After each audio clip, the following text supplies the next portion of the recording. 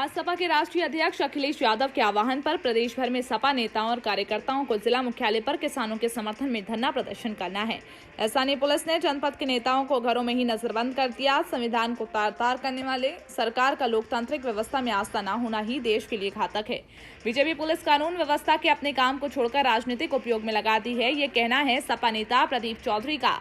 सुबह उठते ही घर पुलिस आ जाती है। पता नहीं किन लोगों की शहर पर मौलिक अधिकारों का हनन हो रहा है। आज फिर सुबह 3 बजे से प्रदीप चौधरी पूर्व प्रत्याशी गोवर्धन विधानसभा के घर पर पुलिस लगी है।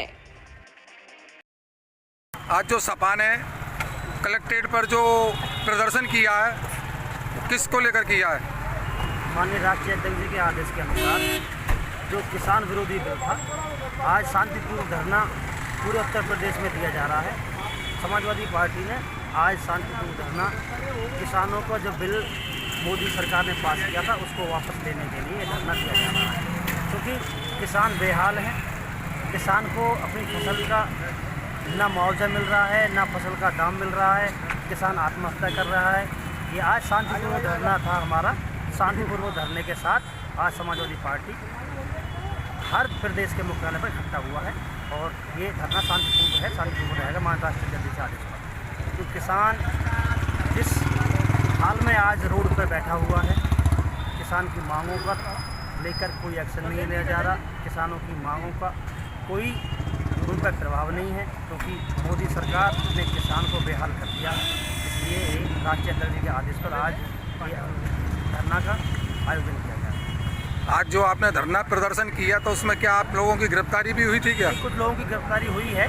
ये शांतिपूर्ण धरना था, इसमें कोई वो नहीं है, क्योंकि माननीय राष्ट्रीय अध्यक्ष जी का आदेश था शांतिपूर्ण धरना रहेगा और शांतिपूर्ण धरना ही रहेगा।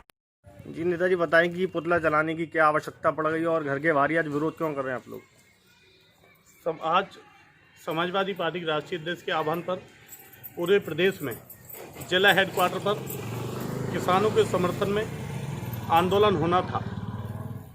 सभी पूरे देश में आज किसान हड़ताल पर बैठा है। किसानों की जो काला कानून पास किया है, अध्यादेश पास किया है किसान विरोधी, उसको लेकर के आज किसानों के समर्थन में समाजवादी पार्टी धरना प्रदर्शन जिला हेडक्वार्टर पर करने वाली थी। और अभी लगातार हम लोगों की तैयारियां थी, किसानों के बीच में हम जा रहे थे, लेकिन ये तानाशाह सरकार ने हमारे इस आंदोलन को, किसानों के आंदोलन को कुचलने के लिए जो भी असंवैधानिक प्रयास हैं, वो इस लोकतांत्रिक देश में जो असंवैधानिक प्रयास करके जिस पुलिस को अपराध को ख़त्म करने के लिए लगाना चाहिए था, कानून का राज स्थापित करने के लिए लगाना चाहिए था, लेकिन पता नहीं किसकी सह पर आज ये पुलिस, लोकतंत्र के नाम पर ये सरकार अलोकतांत्रिक काम करके हम समाजवादियों को आवाज़ को दबाना चाहती है, आंदोलन को रोकना चाहती है, किसानों के हित की बात हम उठाते हैं उसको रोकना चाहती है।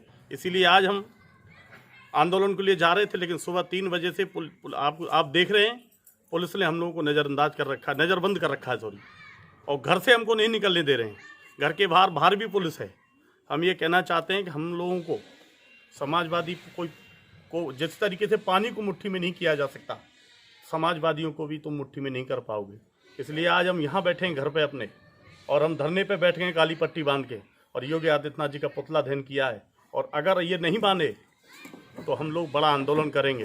अगर दिल्ली किसानों के हित में जाना पड़ा तो हम लोग किसानों के साथ में दिल्ली जाएंगे, लेकिन जब तक ये काला कानून वापस नहीं हो जाएगा किसानों के विरोध में, क्योंकि ये भारत कृषि प्रधान देश है।